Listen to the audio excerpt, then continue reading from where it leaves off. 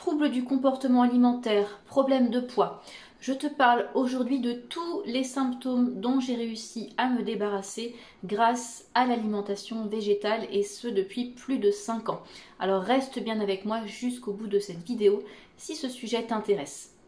Bienvenue sur la chaîne d'Edwige Santé Végétale, la chaîne qui t'aide à sortir des troubles du comportement alimentaire, des addictions, des problèmes de poids, également des problèmes de peau grâce à une alimentation 100% végétale, majoritairement crue. Je propose de travailler en accompagnement mais aussi en consultation. J'en parlerai un petit peu plus à la fin de cette vidéo. Les informations sont dans la description de cette vidéo. Alors oui, depuis plus de 5 ans maintenant, même 6, j'ai entamé une transformation alimentaire complète parce que je sentais que c'est au fond de l'intérieur que le problème est à prendre à la base, que certes il y a des moyens, on peut agir avec des traitements, avec des pommades, avec des médicaments, avec d'autres choses sur les symptômes dont on souffre, mais que le problème à la base c'était déjà le carburant, c'était le contenu de l'assiette. Donc bien avant ces 5 années, j'ai cherché quand j'avais entre 20 et 30 ans divers moyens, des régimes, des traitements, des procédés naturels, des médecines douces, etc. qui pouvaient m'aider à mettre fin aux problèmes dont je souffrais depuis déjà assez longtemps. Et finalement, c'est grâce à l'alimentation végétale que vraiment j'ai trouvé la solution à tout ce que je cherchais. Et j'ai trouvé une solution qui me plaît de manière durable, qui m'apporte aussi du plaisir dans l'assiette. Parce que beaucoup de gens associe l'alimentation végétale à quelque chose de restrictif, quelque chose qui n'est pas drôle, quelque chose qui va entraîner des carences. Or, je pense que c'est tout simplement la peur et la méconnaissance de ce qu'est une alimentation végétale qui occasionne toutes ces réticences. Si ce contenu t'intéresse, n'hésite pas à me laisser dès maintenant un petit pouce bleu vers le haut et si tu es nouvelle ou nouveau sur cette chaîne, pense à t'abonner. En guise de cadeau de bienvenue, tu pourras télécharger un livret de 20 recettes de sauces sans huile, high carb, low fat, c'est-à-dire compatible avec une alimentation riche en bons glucides et pauvre en graisse. Donc tu auras ce lien dans la description. Sache aussi que je te propose un code de réduction à valoir sur les produits de la marque Warm Cook qui commercialise notamment les extracteurs de jus Qvings. Tu as un code de réduction de 10%. Moi, c'est un extracteur que j'utilise aussi depuis pratiquement le début de ma transition alimentaire. J'ai toujours le même et j'en suis très satisfaite. Alors donc je vais reprendre un petit peu mon parcours aujourd'hui. Alors ça va peut-être paraître un peu ennuyeux à certains, un peu long. Il y a des personnes qui me connaissent déjà, qui savent déjà un peu de quoi il en ressort. Donc libre à toi d'écouter, de ne pas écouter, de saisir simplement ce qui t'intéresse. Alors, il faut savoir que quand j'étais petite, déjà je me rappelle toute petite, j'ai eu des problèmes d'eczéma. Ça a duré quelques années, je ne saurais pas dire combien, mais je sais que j'avais déjà ça quand j'étais petite. L'obsession aussi du poids, c'est quelque chose que je traîne depuis très très longtemps, même avant l'adolescence. Alors j'avais aussi un contexte familial favorable. D'un côté c'était le poids en trop, d'un autre côté c'était le contrôle permanent, donc c'est vrai que c'est quelque chose aussi avec lequel j'ai grandi. Mais à partir de l'adolescence et du moment où je suis entrée au lycée tout particulièrement, c'est là que vraiment les choses ont dérapé et je suis rentrée sérieusement dans les troubles du comportement alimentaire. Donc d'abord ça a été une obsession pour perdre 5-6 kilos, je voulais absolument peser moins de 50 kilos. Et pour cela, je n'ai rien trouvé de mieux que de me priver de repas du soir pendant un certain temps. Et puis aussi le reste de la journée, je faisais attention aux petites quantités. Alors ça a marché, j'ai perdu ce que je voulais perdre, je suis arrivée à mon objectif. J'étais pas pour autant plus heureuse, évidemment. En même temps, j'ai gagné beaucoup de fatigue. Ça a été aussi difficile avec les relations sociales, donc j'ai perdu aussi beaucoup de confiance en moi. J'avais pas d'énergie, je me rappelle que en plus je me levais assez tôt pour aller au lycée, je prenais les transports en commun, c'était assez long et dès la deuxième heure de cours, je sentais que j'étais en hypoglycémie et je restais comme ça toute la matinée parce que il fallait pas manger, c'était le défi permanent pour se contrôler. Et puis évidemment, au bout de 6 mois, ça a été l'effet inverse, c'est-à-dire que j'ai craqué complètement et un jour, il y avait un gâteau à la maison, j'en ai mangé 1 morceau, 2 morceaux, 3 morceaux, jusqu'à manger peut-être la moitié, me sentir pas très bien.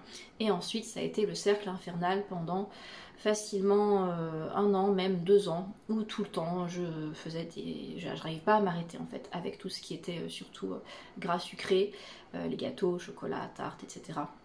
Le fromage aussi, c'était un petit peu délicat. Et puis c'était l'obsession pour reperdre ce poids. Donc en fait je passais mon temps à essayer de trouver des régimes, à faire. Alors, heureusement je faisais un peu de sport. Heureusement j'essayais quand même de faire un peu attention à ce que je mangeais. Donc il y avait quand même des aliments sains, hein, c'était pas de la junk food non plus, mais il y avait aussi beaucoup de chocolat, de gâteaux, etc. Et ça a duré longtemps. Ça a duré donc bien 2 ans, et puis après, pendant les années qui ont suivi mes premières années d'études, ça s'est un petit peu calmé, et puis ensuite ça s'est retourné à l'effet inverse. Je me rappelle juste la dernière année de mes études, de nouveau cette phase de semi, on va dire, anorexie, où bon, il y avait aussi le stress, c'était la dernière année, je passais un concours en fin d'année, etc. Donc c'était un peu difficile de ce point de vue, mais voilà, je suis retombée dans ce contrôle, et de nouveau ça a repris, j'ai reperdu du poids, je revois encore, je n'en ai plus, mais j'ai encore en tête des photos où j'avais vraiment les os saillants au niveau des épaules, j'avais les os saillants au niveau des hanches, je me rappelle quand je prenais ma douche, je voyais vraiment les os, c'était pas joli à voir. Et bref, tout ceci, je ne vais pas rentrer dans les détails, ce ne serait pas du tout intéressant. Cette période, elle a duré 15 ans. Elle a duré à peu près 15 ans de yo-yo, de montagne russe, entre je prends, je perds, je me maintiens, je fais une crise. Je cherchais toujours le régime miracle, j'étais toujours dans les magazines, sur internet. J'ai essayé voilà, les régimes type 1500 calories, le régime type ceci. J'ai regardé ce que c'était que le régime méditerranéen. J'avais acheté un petit livre de cuisine saine où il y avait des formules de menus. Bon, ça paraissait très bien, mais c'est pas ça qui résolvait mon problème. J'ai essayé aussi le régime Dukan, en quelques jours, hein, parce que c'était la catastrophe absolue.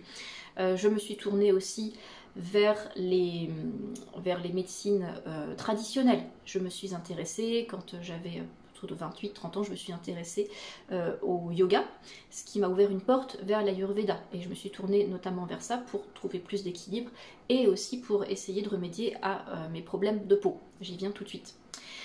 Autre problème donc, le psoriasis. Psoriasis, j'en ai eu, je crois pareil à l'adolescence, j'avais des marques rouges sur le coude, je ne savais même pas que c'était du psoriasis. On me disait, ah tiens, pourquoi t'as les coudes rouges? Je sais pas, je pensais qu'en fait tout le monde avait les coudes un petit peu râpeux comme ça. Et puis à partir de 20-25 ans, il y a une mouche qui tourne, qui m'embête. À partir de 20-25 ans, j'ai commencé à avoir ces plaques aussi au niveau des genoux. Et c'était des plaques assez grandes hein, qui prenaient vraiment toute la surface du genou. Il m'en reste un petit peu aujourd'hui, un minimum, j'en parlerai tout à l'heure, mais j'avais même encore des photos que j'avais gardées à un moment. On voyait que c'était tout squameux, rouge, blanc, c'était vraiment pas joli à voir. Et c'est surtout ça aussi qui me travaillait, c'était qu'est-ce que je peux faire pour me débarrasser de ces plaques. Donc je me suis tournée effectivement vers les menus ayurvédiques, vers les doshas, des poudres, les épices, etc. Ça a été un premier pas vers ce qui était naturel. Qu'est-ce que j'avais d'autre comme problème entre cette période de l'adolescence jusqu'à à peu près la trentaine? J'avais très régulièrement des infections ORL. Je me rappelle que dès lors que j'ai commencé à rentrer dans la vie active, j'étais arrêtée régulièrement parce que laryngite, parce que pharyngite, parce que angine. Une fois j'ai attrapé aussi une pneumopathie. Bon, voilà, j'avais vraiment des infections, c'était un terrain un petit peu compliqué. Le pire, je me rappelle, c'est lorsque j'étais enceinte de mon deuxième enfant et que je me suis retrouvée du mois de mars au mois de juin pratiquement, avec tout le temps le nez bouché. Et je me réveillais le matin et ça coulait pendant 1 heure, 2 heures, je me mouchais, je passe les détails sur la couleur, c'était absolument épouvantable. Je me réveillais la nuit parce que j'arrivais pas à dormir à cause du nez bouché. Vraiment c'était quelque chose de pénible. Et ça c'est vraiment tous les ans au printemps. C'est quelque chose qui revenait régulièrement, mais c'était aussi au début de l'automne, au début de l'hiver et en janvier, etc. Bref, il y avait toujours quelque chose. Autre chose que j'avais, c'était le cycle menstruel, alors qui était complètement ras des pâquerettes, c'est-à-dire que pendant un certain temps j'ai pris la pilule, donc j'avais un cycle artificiel, et puis à partir du moment où j'ai arrêté, j'ai bien vu que ça ne fonctionnait pas de toute façon, il y avait quelque chose, voilà, ça n'allait pas. À l'adolescence aussi, lorsque j'ai eu cette période anorexique, le cycle menstruel s'est arrêté, enfin il s'est pas arrêté mais voilà, aménorrhée, absence de règles. Et donc pareil, hein, c'est pour dire que ce cycle après il était artificiel, mais il était vraiment, voilà, ça ne fonctionnait pas du tout comme ça aurait dû fonctionner. J'étais famélique, j'étais vraiment famélique, j'étais fatiguée et je m'imposais en plus des séances de sport le mercredi après-midi, le samedi matin, c'était danse, piscine, parfois j'enchaînais la course à pied et la piscine et puis je remettais de la danse par-dessus, enfin c'était n'importe quoi, j'étais complètement obsédée par le sport, je ne mangeais pas assez, je ne mangeais pas correctement, donc forcément j'étais complètement épuisée. Je ne savais pas encore ce qui se passait à l'intérieur, je l'ai compris par la suite. Et ça, évidemment aussi, ça influe sur la confiance en soi, sur la stabilité du système nerveux, etc. etc. J'avais donc de la fatigue qu'on peut appeler chronique parce que c'est pas normal quand on a 23, 24, 25 ans le week-end ça va à peu près, puis au bout de 2 jours être complètement à la ramasse, je comprenais vraiment pas je comprenais même pas ce qui se passait, je me disais je dors, etc. Mais voilà, ça fonctionnait pas correctement. J'avais ceci dit assez régulièrement un sommeil perturbé aussi. Pourquoi? Parce que quand je me privais de nourriture, bah forcément j'arrivais à m'endormir et puis au bout de quelques heures, je me réveillais parce que j'avais faim, tout simplement. Ou alors je me réveillais une fois là et puis après encore une fois à 5 h du matin parce que j'étais pas nourrie, j'étais pas stable, mon foie n'était pas nourri, ça c'est ce que j'ai compris aussi par la suite. Donc tout ceci, ça allait de travers. Autre problème encore, c'était les gaz et la constipation. J'avais des gaz pas possibles, malodorants très régulièrement et en même temps de la constipation. J'allais aux toilettes, j'allais à la selle, je prenais des suppositoires, j'étais obligée d'en arriver à là pour aller aux toilettes correctement et c'était pas du tout tous les jours, c'était peut-être 2 fois par semaine. D'ailleurs je me rappelle qu'un médecin généraliste m'avait dit que c'était normal en fait, il y avait des gens qui avaient un transit intestinal qui fonctionnait rapidement, d'autres un transit beaucoup plus lent. Donc ça m'a pas inquiété plus que ça. Mais bon, c'est un fait, c'était quand même assez désagréable. Rétractation gingivale, alors ça c'est quelque chose que j'ai découvert dès aussi l'adolescence. Le dentiste m'a dit ah bah là vous avez les dents un petit peu, voilà, les collées sensibles, ça manque un petit peu de gencives. Bon, j'ai pas fait attention beaucoup non plus à l'époque, mais une bonne quinzaine d'années plus tard, c'est quelque chose qu'on m'a fait davantage remarquer et voilà, on a traité ça chez le dentiste. Les boutons de fièvre aussi, l'herpès labial, ça m'arrive encore d'avoir des petites poussées de temps en temps quand fatigue, quand baisse immunitaire, quand un peu de stress, mais c'est rien par rapport à ce que j'ai eu à certaines périodes où c'était vraiment 3-4 fois par an, et puis des choses assez voyantes, purulentes, douloureuses, vraiment très très très désagréables. Et puis, dernière chose, c'était les nausées mystères. Je me rappelle à une époque où, certes, émotionnellement, c'était pas, voilà, ça n'allait pas comme il fallait, mais j'avais des nausées mystères, des nausées qui arrivaient le matin, souvent, tout d'un coup j'étais écœurée, ou alors je sais qu'à une époque aussi j'avais une grande sensibilité au cinéma, je ne pouvais pas aller au cinéma. Le fait d'être dans une salle obscure, il suffisait que les plans soient un peu rapprochés et un petit peu mouvants, j'avais des nausées, j'étais mal, il fallait absolument que je sorte et je ne supportais pas. Et donc après aussi j'ai compris que c'était lié au système nerveux, mais voilà, tout ça je ne savais pas, ça fait quand même beaucoup de choses pour une personne entre 20 et 30 ans. Qu'est-ce qui s'est passé ensuite? Il y a 6 ans, c'est ça, il y a 6 ans à peu près, même 7 ans, même plus que ça, puisque c'est lorsque j'ai été enceinte, l'été où j'étais enceinte de mon 2e enfant, j'ai lu dans un article quelque chose sur l'alimentation crue. Alors je me suis dit, tiens, qu'est-ce que c'est que ce truc, c'est un peu bizarre. Je pense que des années auparavant, j'avais pas encore fait le chemin nécessaire, si bien que ça m'aurait paru complètement incongru. Mais là, quelque chose a résonné. Je me suis dit, mais c'est peut-être ça la solution. Manger cru, ça veut dire manger les aliments tels qu'ils nous sont donnés, sans transformation, c'est-à-dire se nourrir de choses naturelles qui sont faites, qui sont prévues pour nous par la nature. Et je suis donc rentrée par cette petite porte vers l'alimentation crue. J'ai cherché sur internet, j'ai regardé des vidéos, j'ai découvert beaucoup de choses à travers notamment Irène, qui est partie il y a quelques temps maintenant, et Thierry aussi. J'ai découvert pas mal de choses, ça m'a ouvert des possibilités. J'ai fait mes petits essais toute seule. Ensuite, j'ai consulté un naturopathe qui m'a mis sur la voie des jus, de la consommation aussi de fruits. Donc j'ai essayé ça pendant quelques mois. J'ai essayé aussi les purges, ça ne m'a absolument pas convenu. J'ai essayé un tout petit peu jeûne intermittent, ça ne m'a absolument pas convenu. Donc notamment pour les personnes qui ont souffert de troubles du comportement alimentaire, c'est vraiment quelque chose que je déconseille. Il y a des gens qui se sentent bien avec. Bon, moi j'ai quand même beaucoup de réserves. Et de fil en aiguille, de vidéos en recommandations, etc., je suis tombée sur la personne, Carolina, que certains ici connaissent déjà beaucoup, qui m'a aidée, elle que j'ai consultée et qui m'a tendu la main qui m'a présenté l'alimentation à la fois 90-10, c'est-à-dire une alimentation très riche en bons glucides et pauvre en matières grasses et en protéines. Une alimentation aussi avec des protocoles de jus, de smoothie, donc comme le smoothie détox des métaux lourds de Anthony William Medical Medium. J'ai arrêté aussi le gluten. Alors j'avais essayé déjà un petit peu par moi-même auparavant, je m'étais dit tiens on va essayer 3 semaines sans gluten, on va voir s'il se passe quelque chose. C'est toujours à cause du psoriasis, c'est vraiment ça qui me tournait dans la tête, parce que les troubles alimentaires entre temps s'étaient quand même largement calmés. Et donc j'ai essayé un peu sans gluten, mais c'est vrai que c'est pas facile de se dire du jour au lendemain on va manger sans gluten, on sait pas trop quoi manger, et puis il y a toujours des tentations, le reste de la famille mange comme ça, on a les habitudes du dimanche, on a les habitudes en sortie, et puis on ne comprend pas en fait, il faut vraiment aussi comprendre le problème, avoir les explications suffisantes pour faire aussi les choses correctement et les intégrer il me semble. Donc j'ai découvert tout ça, j'ai mis en place les choses.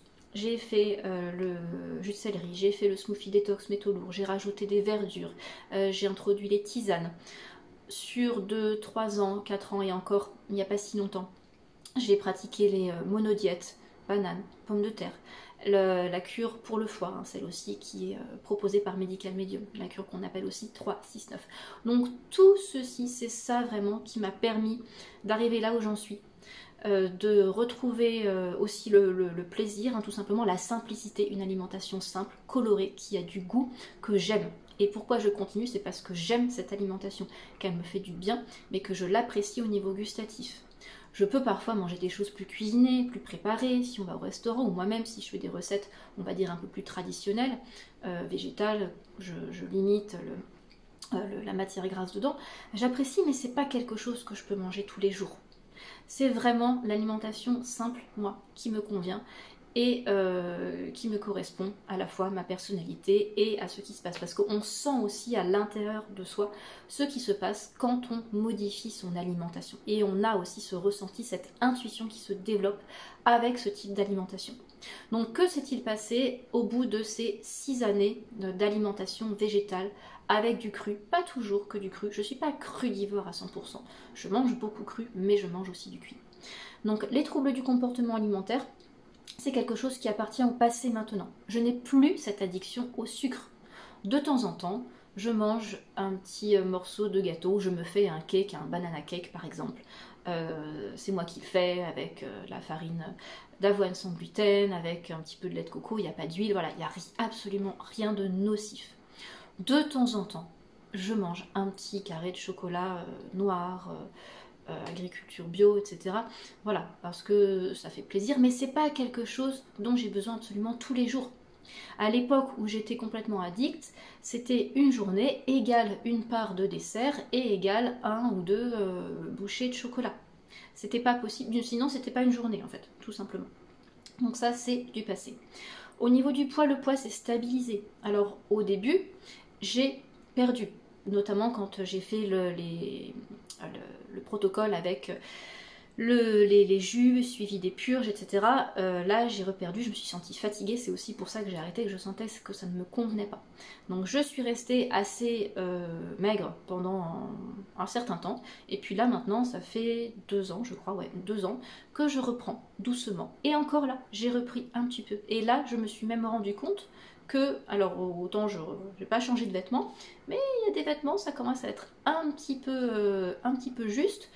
Ça se voit pas énormément, mais je le sens. Je le sens et je sais que j'en ai besoin de toute façon. J'ai même repris au niveau de la poitrine, ce qui est quand même quelque chose d'assez rare. Ça, je l'ai senti, c'est la découverte de l'été dernier. Ça, il y a même un petit peu de masse qui est revenu, un petit peu de graisse qui est revenu s'installer de ce côté-là et je n'en suis pas mécontente. Qu'est-ce qui s'est passé aussi? Donc réduction très importante du psoriasis. Le psoriasis, comme j'ai dit tout à l'heure, j'avais des grandes plaques sur les genoux, voilà, toute la surface des genoux. Il en reste un tout petit peu maintenant et franchement ce n'est pas visible. Je sais que j'ai encore du chemin à faire, je n'ai pas tout essayé, au niveau des plantes notamment, au niveau des protocoles, au niveau du microbiote. Je sais qu'il faut que je continue de travailler sur la santé intestinale. Mais c'est pas, voilà, c'est pas quelque chose qui est débilitant, ça ne démange pas, c'est pas purulent, il n'y a vraiment aucun problème à ce niveau-là. Je n'ai plus, enfin très peu d'infections ORL. Oui, il m'arrive dans l'hiver de ne pas être bien et d'avoir d'un coup un peu le nez bouché, un peu la gorge qui pique, voilà, parce que c'est l'hiver. Ou alors, pareil au printemps, moi mon point faible généralement c'est le mois d'avril, je peux avoir de nouveau un petit truc. Mais déjà je sais quoi faire, je sais comment intervenir, j'ai pas besoin d'aller prendre des médicaments, voilà, je vais chez le médecin mais simplement pour obtenir la possibilité de m'arrêter quelques jours. Les médicaments, je ne les prends pas. Je me soigne avec les tisanes, avec les jus, avec l'ail, avec ce genre de choses, avec de vitamine C, etc. Et ça fonctionne très bien. Au niveau du transit, je n'ai plus aucun problème de transit. Ce que j'avais déjà remarqué lorsque j'ai mis de côté le gluten un peu plus sérieusement, que je suis mise à consommer beaucoup plus de pommes de terre à la place, j'ai remarqué que les problèmes de transit s'effaçaient. Donc c'est sûr que l'alimentation transformée, trop de céréales, trop de graisse, ça encombre énormément le transit. Et puis évidemment l'apport de fibres. Donc ça, voilà, encore quelque chose de très positif. Le cycle menstruel, il est revenu, il fonctionne très bien, il est très régulier maintenant, donc aucun problème. Donc ça aussi, c'est reparti. Il faut savoir également que c'est fortement lié à la santé des glandes surrénales. Donc il y a les hormones, mais c'est lié à la santé des glandes surrénales. Si les glandes surrénales fonctionnent bien, sont bien nourries, ne sont pas épuisées, qu'on n'est pas tout le temps sous stress, sous adrénaline, il n'y a pas de raison que ça ne fonctionne pas. Et là, il n'y a plus aucun problème à ce niveau-là. Donc je disais, j'ai repris du poids. Alors, c'est-à-dire qu'en fait, cette alimentation, elle est formidable. Parce qu'à la fois, elle permet de perdre le poids qu'on a en trop. Donc au départ, souvent, on peut perdre beaucoup. Même si on est déjà mince, on peut perdre avec les toxines. Parce que les toxines se logent dans les parties grasses. Donc on va perdre un peu de graisse et des saletés, en fait, hein, qui vont être éliminées de cette manière. Mais après, alors ça, je ne peux pas dire au bout de combien de temps, on reprend tranquillement, si on a besoin. Si on n'a pas besoin, si on est juste dans un objectif de perte de poids, on va perdre son poids. Et on va arriver à son poids de forme progressivement. Et inversement, quand on a besoin de prendre du poids, on va y aller doucement. Mais la seule chose, c'est qu'il faut être assez patient. Parce que le corps va fonctionner doucement, il va reprendre ses marques. Il faut être persévérant, lui apporter le bon carburant, lui apporter l'hydratation nécessaire, lui apporter parfois un petit coup de pouce, avoir bien sûr de l'activité physique, essayer de faire le ménage dans sa tête, se ménager des moments de calme, essayer d'éviter les relations toxiques. Ça, ce sont des conseils généraux de bien-être. Mais tout ceci va repartir doucement. On ne peut pas non plus attendre du corps et attendre de ce type d'alimentation que tout soit réglé en un mois. C'est pas possible. Les gens, parfois, ils essayent 3 semaines, ils essayent un mois et disent « Ah ben oui, mais j'ai encore ceci, cela ». Alors non seulement il peut y avoir des symptômes de détoxification, des choses qui peuvent ressurgir de manière exacerbée, mais surtout, le corps qui a été habitué à fonctionner de telle manière pendant 10 ans, pendant 15 ans, pendant 25 ans, pendant 30, 40 ans, quand on a passé autant de temps à s'abîmer, à mettre des produits qui sont toxiques, des produits qui sont nocifs, à manger n'importe comment, à faire des crises, etc., etc., tout ne peut pas se régler en un mois, c'est strictement impossible. Donc il faut être patient et il faut savoir détecter les petits signes qui montrent que ça va mieux petit à petit. Donc il ne faut vraiment pas perdre espoir, mais surtout, je t'invite à garder cette patience si tu as entamé il y a peu ce chemin, si tu penses que l'alimentation est faite pour toi, c'est quelque chose qu'on ressent à l'intérieur, on est appelé vers cette alimentation. Il faut poursuivre. Parce que de toute façon, c'est toi qui es responsable de ton corps, c'est toi qui sais ce qui te convient, ce qui ne te convient pas. Et les gens autour qui adorent faire des commentaires, qui adorent critiquer, qui adorent faire peur, ce n'est pas leur problème à eux, c'est ton problème à toi. Et il n'y a que toi qui peux résoudre ça, c'est vraiment entre tes mains. Voilà, donc j'avais noté quelques idées pour être sûre de ne rien oublier. Comme j'ai dit tout à l'heure, on n'est pas obligé d'être au tout cru, on n'est pas obligé aussi non plus d'avoir un protocole. C'est pas parce qu'on commence avec un menu comme ceci, comme cela, qu'on va faire exactement la même chose pendant 30 ans et pendant toute sa vie. Il y a des choses qu'il est bien de faire régulièrement. Moi par exemple pendant 3 ans, oui, je dirais pendant 3 ans au moins, j'ai vraiment fait mon jus de céleri, mon smoothie détox et métaux lourds très régulièrement, quotidiennement. C'est rare si je ne le faisais pas. Maintenant j'ai pris la distance. Les jus matinaux, je le fais pas. Parfois je sens que j'ai besoin, je le fais. Et puis il y a des moments, voilà, pour dire les choses telles qu'elles sont aussi, j'ai pas envie de me prendre la tête le matin entre déjà ceci, cela qu'il y a à faire, à en plus préparer mon jus, nettoyer la machine. Il y a des moments je sens que j'en ai envie, que j'en ai besoin. Donc je le fais. Il y a des moments j'ai réintroduit plus de cuit.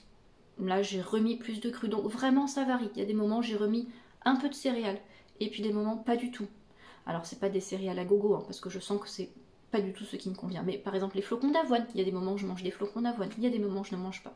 Il y a des moments où je remange un petit peu de riz, riz complet, quinoa. Et puis il y a des moments, pendant 3 mois, je ne peux ne pas en manger du tout.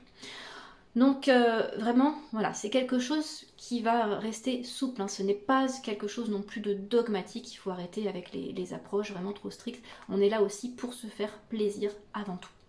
Alors moi je continue d'avancer, je continue aussi d'expérimenter. J'ai mis un petit peu les protocoles que je faisais auparavant de côté, ça m'attire un peu moins. Il y a encore des choses que j'ai envie d'essayer, comme plus de jus, bon ça j'ai pas pu le mettre en place encore. J'expérimente aussi pas mal les plantes.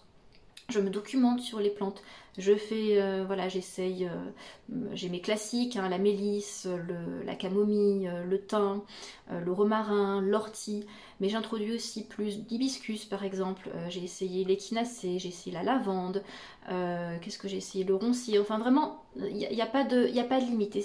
C'est tellement, comment dire, cette nature elle est tellement foisonnante, elle nous propose tellement de choses que ce serait vraiment dommage de se priver. Et c'est aussi ça qui permet de continuer dans la durée, c'est de tenter des choses, d'expérimenter, d'apporter de la nouveauté, d'apporter des goûts et d'être à l'écoute de soi, de voir en fonction aussi des saisons, de ce que la nature, de ce que le terrain qu'on a autour de nous propose à l'instant présent. Voilà pour aujourd'hui, j'ai parlé beaucoup. J'espère que y a quelque chose qui te parlera dans tout ce que j'ai dit, que ça t'incite aussi à continuer, peut-être à commencer si tu n'as pas encore commencé et si tu découvres. En attendant, si ça peut t'aider sur ton parcours, sur ton chemin de guérison, eh bien je t'invite à prendre ce qui t'intéresse et surtout me laisser des questions, des commentaires pour me dire aussi où tu en es avec cette alimentation végétale, qu'est-ce que tu as expérimenté, qu'est-ce que tu as ressenti. Maintenant, si tu démarres dans cette alimentation, si tu veux essayer quelque chose, si tu as toujours ces problèmes de troubles alimentaires, problèmes de poids, problèmes de peau qui ne fonctionnent pas, ça ne va pas, tu ne sais pas comment faire, tu as besoin d'être accompagné, je propose un accompagnement de 3 mois, ça peut même aller jusqu'à 6 mois d'accompagnement si nécessaire. Je propose aussi des consultations ponctuelles, donc si tu penses que seulement une consultation, 2 consultations vont te suffire à obtenir un protocole personnalisé et qu'après tu vas pouvoir gérer les choses, il y a ces possibilités. Donc il y a les informations dans la description.